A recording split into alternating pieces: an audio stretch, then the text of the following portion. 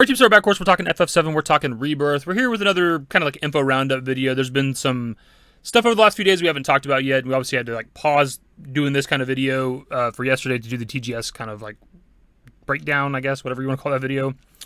There was another like event at TGS. There was like another FF7 Rebirth event. It was like a Samsung thing. It was like Samsung at TGS, and they were like talking about Rebirth. It was kind of like I don't think anybody really knew it was happening until like late last night when they kind of announced it on Twitter like a few hours ahead of time.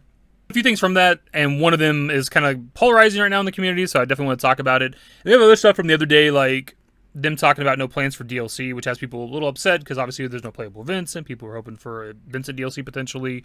That's something we got to talk about. And then there's probably other shit. I haven't fully looked into what all there is to talk about. Let's stop right into it. Katase says that he, Nomura, and Nojima have got Part 3 scenario in a first draft form right now. They'll have to factor in the reaction from players after FF7 Rebirth releases, which may cause changes. So he urges people to play and react to Rebirth. And that's kind of it. That's the big thing that's got people like worried in the community, is that they're wanting to listen to fan feedback for the third game.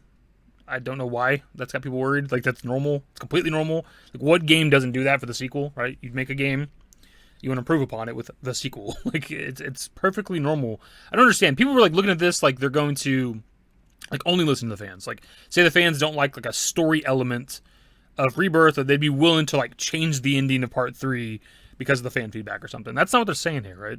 I've seen this from just like random people on Twitter to like even content creators, big content creators, like freaking out, like, don't sacrifice your artistic vision or whatever the fuck. See your story through. And it's like, dude, they're not saying that stuff. It's so weird to me. People jump to so many conclusions in this community. That's why you got to come here, where the discussions are level-headed, man. Sometimes they get a little heated though, but for the most part, like, we're pretty level-headed here. It's like we can look at things for what they are, right? They're not gonna change the ending and shit of the remake project. For one, they've already had a through line for how the story's gonna go for a long time, anyways. And actually, Shinra Archaeology department goes on to give us a transcribe of what is actually said, so we'll go ahead and read that real quick too. Well, we've of course already gotten started with Part 3 at the scenario and plot level. I guess you could say that between myself, Tetsuya Nomura, and Mr. Nojima, we have a tentative first draft for the scenario, and it's in a finished state, so things have gotten started. That said, although we've gotten some work done, there will still be parts we create by combining players' responses and reactions and going over that feedback. So after the release of Part 2, Rebirth, it's possible that things we're coming up with for Part 3, the concept, etc., will change. Therefore, I hope everyone will play Part 2 before Part 3 and keep providing us with your reactions to it. So again, very, very standard video game shit. Taking feedback from one game and improving your sequel, right? They definitely would have done this with Remake too, right? From what we've seen of Rebirth, right, it's so much better than Remake in a lot of ways, right? In terms of like the openness and like the amount of content there is. And there's a possibility that came from the feedback of Remake, where the linearity and stuff like that, they're probably going to always go in a similar direction with Rebirth, where they want to open the game up a lot, but it might not be to the degree that it is, if not for like the feedback of the fans. It's possible the fan feedback can influence aspects of the story, but they're not going to change their overall design, right? Like, whatever the overall overarching story is, whatever Sephiroth's trying to do, like, that's going to remain the same, but they could influence aspects of the story, or like, since they're in such an early stage right now, and we're just about to get Rebirth, like, if there's, like, popularity for a character, like, let's just, I don't know, Johnny. Johnny's in the Remake, he should be in this game, too, based on the original FF7. But, like, say people just overwhelmingly love Johnny, like, he could get more stuff in the third game, because that's fan feedback, right? They like, when it comes to this game, people feel like we don't get enough Kate Sith, enough Red 13. We're going to get a lot of Red 13 because we're going to Cosmo Canyon, but let's just presume, for the sake of conversation, that going into the third game, people are like, I just feel like we didn't get enough with Red 13. They might do some more stuff for them, make them a bigger part of the main story, give them more talking lines, more story segments, things like that. Again, the main point of all this is that they're not going to sacrifice their main plan for the remake project because of fan feedback. That's just not going to happen, dude. I do want to throw this in really quickly. I'm not saying it's like impossible for fan feedback to influence the story. Like, of course it is. Like, if there was just something that's just overwhelmingly despised by like 80% of people playing the game, I'm sure they would alter things or change things. But I'm just saying, overall, I just don't expect them to change what their plans are for the remake project.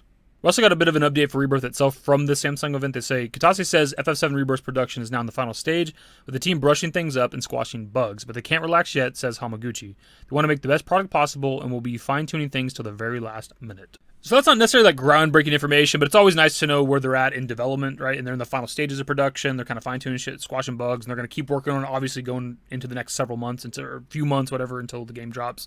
It's good to know. So I wouldn't be surprised to hear it going gold in relatively soonish. Director Hamaguchi says that to meet players' high expectations for the Gold Saucer scene, they've created a new affection system that takes into account the actions you take during the main story and in side content on the world map. So this is something we haven't talked about yet, and I really don't know why, other than there's just been so much information and content lately that I just kind of forgot about it for some reason, but it's like a very important thing, so I don't know why I forgot about it. But yeah, they've confirmed for a little bit now that we have like the dating mechanic. I think the thing that I had seen the other day was saying that it wasn't gender specific, so it's not just Cloud dating the women, right? Like you can definitely go on the date scene with Barrett, I would assume, and also probably Red 13 and whoever else is in the party at the time of the date scene.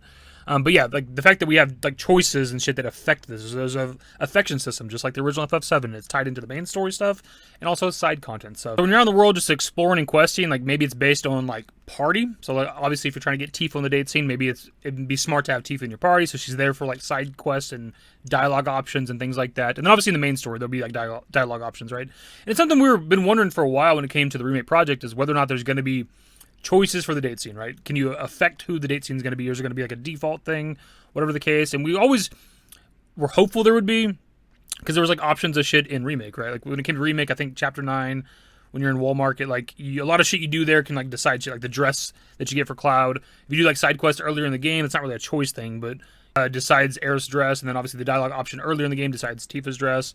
And just in general, I think stuff you do, I don't remember how it works, but something can affect who shows up at the end of the game in Chapter 18 whenever you're like fighting Sephiroth, and then like whenever y'all fall into the sewer, you can choose to wake up Tifa or Aerith first. So we're always wondering if there was going to be this like affection mechanic, and they're putting it in there, man. And again, this is another example of them giving a shit, right? They're trying to appease everybody they can with this. They're trying to make it as close to the original as they can. The resolution scenes in Remake, they're decided by things that you do or whatever in the game, but the point of all this is that I'm going to be mean as fuck to Aerith, because I don't want her on the date scene, I want Tifa. Creative director Nomura has confirmed that the team is not planning any DLC for the second entry of the Remake series. So this, of course, was the other one that people were jumping to conclusions with the other day. They say there's no plans for DLC. No plans doesn't mean that it's like completely off the table, right? They're just saying like right now there's no plans. But also they said something similar to 16 and it's getting DLC, right? I'm pretty sure they said something almost exactly the same for 16, like no plans for DLC at all. And the fan demand was there, and like they're making DLC right now for 16. But also, Rebirth is still like, what is it, like 5 months away or something right now? They're not going to talk about DLC. The main focus is the game. Like, why would they be like, yes, we're going to give you DLC. There's going to be a Vincent DLC. Of course there is. Like a year after the game releases. Like, they're not going to talk about that right now. They want you to buy the game, play this game, enjoy this game, and then if there is going to be a DLC, they'll announce at a later point. It's not like we knew going into Remake that there was going to be a PS5 version with like a episodic DLC sort of thing or whatever, right? We didn't know that. They kind of just dropped all that on us. We were hopeful for some DLC, but there's no confirmation of that from them until it was revealed. Also, just kind of depending on the time between Rebirth and the third game, I could see them wanting to do another, couple hour DLC just like they did with Remake, right? Is it for Vincent? Is it for Sid? I don't know. Is it for somebody else entirely? I don't know. I don't know what you do exactly. Vincent does make the most sense, I think, because you can do like a backstory DLC, like where it's Vincent leading up to him get like the proto-materia and stuff, where he's still part of the Turks, and give us like backstory for the Turks and Shinra. You can do a lot of good stuff with that. And when we go into the third games, when we can control Vincent, where he has like all the powers and shit like that, I think it'd be cool. I think a Sid DLC would be kind of fine too. I don't know if you do like a modern day Sid DLC to like introduce the character, or you do like a backstory DLC, but I just think a Vincent one would be infinitely better, more fun, more cool. Vincent's a more popular character out of the two. Also, like a backstory for Vincent would give you backstory technically for like Sephiroth and shit too, because of Lucrezia and shit and Hojo and all that stuff. So like, there's just infinitely better. Like, it just makes the most sense. I think last up for this video, we have an interesting answer from Nomura. It came from like a Korean interview. The person like auto-translated his answer, and they didn't link to the interview, so I don't know where the interview comes from exactly. But the answer that Nomura gives seems to kind of imply a bit of a cliffhanger ending or something for Rebirth. So he's asked, will the story change, and to what extent will it be different from the original? We didn't change the main plot of the original, we're just adding new mysteries to the original story. The parts that we couldn't show in detail due to hardware constraints and other conditions when we made the original will be implemented properly, making it feel even more fresh. The question of who lives and who dies is not easily answered, but I'll just say that even if it's a spoiler, it's enough to make you think, what the hell, so what happens? You'll just have to find out for yourself. So yeah, having that feeling of like, what the hell, what happens now, like that sounds like a cliffhanger. And that could be a lot of things, the most obvious one being like Aerith's death. So presumably Sephiroth comes down, stabs Aerith, kills Aerith, cut the credits, roll to black, right? Like that's like one of the main possibilities, of course, because that's what happened with the original game. We're not going to get deep into theory crafting here, but obviously there's a possibility of things being different. Maybe Aerith living, Zack's seemingly alive, maybe in a different world timeline, whatever, but Zack seems to be alive. But regardless, Zack's doing something that's going to influence the story in some way. And it's just the possibility of like other characters dying. That's a thing too. Like, I was thinking about this, the first thing that came to mind when I read this was like Cloud, because we talked about, there's theories about like evil Cloud or Cloud being controlled by Sephiroth, fighting Cloud at the end of Rebirth or something like that. It's a possibility of like Cloud dying too. We talked about that as well. Like, what? That's the first thing that came to my mind is like, what if like Cloud, just theoretically, presumably, Cloud dies at the end of Rebirth?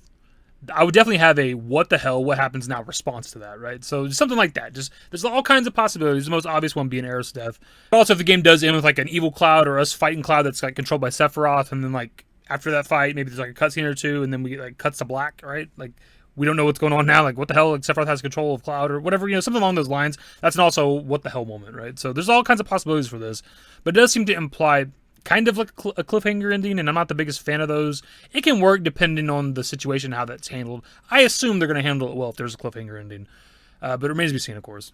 Pretty much the video, my dudes, so of course pass out to you guys what your thoughts on what we talked about in the video, the DLC situation, the fan feedback, the dating mechanics, all the other stuff that we might have talked about within the video. What are your thoughts on the possible cliffhanger ending? It's kind of he even says that it's a bit of a spoiler. That is kind of a spoiler in some degree. Obviously, we don't know what he's talking about specifically. We have an idea of what he could be talking about. But yeah, I just hope it's handled well if they do a cliffhanger. That's the video. Subscribe to the guys on new social networks in the description below. Follow me on Twitter, @YT. That's it. Bye. Used to care what people thought, but now I care more, and nobody out here's got it figured out. So therefore, I've lost all hope of a happy ending, depending on whether or not it's worth it. So insecure, no one's perfect. We spend it with no shame. We blow that like Coltrane. We in here like Logain, or leave it like Cobain.